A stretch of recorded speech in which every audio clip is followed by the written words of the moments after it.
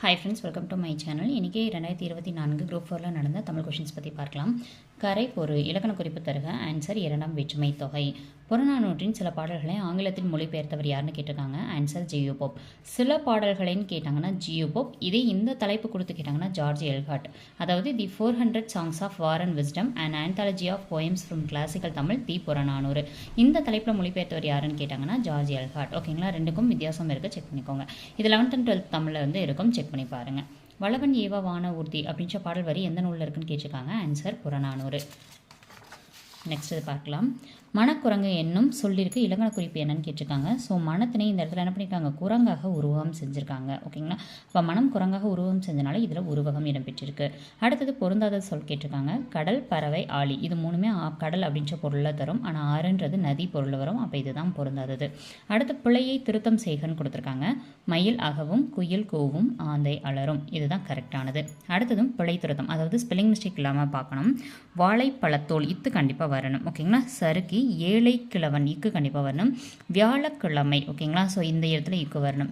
வியாழக்கிழமை கீழே விழுந்தான், இதுதான் வந்து சரியானது. ஓகேங்களா, ஸோ நல்லா பார்த்துக்கோங்க. வாழைப்பழத்தோல் சறுக்கி ஏழை கிழவன் வியாழக்கிழமை கீழே விழுந்தான். நெக்ஸ்ட் பார்க்கலாம். திருவிருத்தம் என்னும் நூலுடைய ஆசிரியர் யாருன்னு கேட்டிருக்காங்க. நம் ஆழ்வார். ஓகேங்களா, திருவிருத்தம் அப்படின்றதோட நூலோட ஆசிரியர் வந்து நம் ஆழ்வார். திருக்கேதார பதிகத்தை வந்து பாடினவங்க யாருன்னு கேட்டிருக்காங்க. ஆன்சர் வந்து சுந்தரர். திருக்கேதாரம் அப்படின்னு சொல்லிட்டு ஒரு பாடலை நம்மளுக்கு என்ன பண்ணியிருப்பாங்க, ஹையர் ஸ்டாண்டர்டில் கொடுத்துருப்பாங்க. அந்த பாடலை பாடியவர் சுந்தரர்.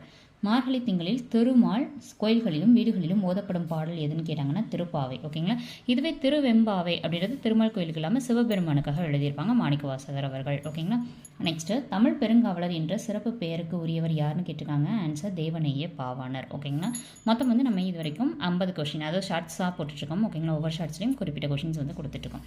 இதில் வந்து இதோட இந்த கொஷினோடு முடிக்கிறோம். 51லேருந்து நெக்ஸ்ட் ஷார்ட்ஸ்லாம் நம்ம பார்க்கலாம். ஓகேங்களா, தமிழ் பெருங்காவலர் அப்படின்றவங்க யாருன்னு பார்த்தோம் அப்படின்னா தேவநேய பாவனர். ரொம்ப தமிழை வந்து காவல் காக்குறாங்க. காரணம் அவங்க அது மேலே இருக்க நேயம் அப்படின்னு ஞாபகம் வச்சுக்கோங்க, ஈஸியாக இருக்கும்.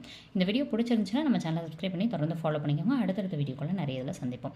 வீடியோ பிடிச்சிருந்தா லைக் கொடுத்துக்கோங்க. கமெண்ட்டில் எப்படி இருக்குது அப்படின்றத மறக்காமல் ஷேர் பண்ணுங்கள். ஓகேங்களா, ஸோ உங்களுக்கான கேள்வி, பன்னிரு திருமுறைகள் இருக்கு இல்லையா, ஸோ பன்னிரு திருமுறைகளை தொகுத்தவர் யார்? ஆன்சரை கீழே கமெண்ட் பாக்ஸில் கமெண்ட் பண்ணுங்கள். தேங்க்யூ.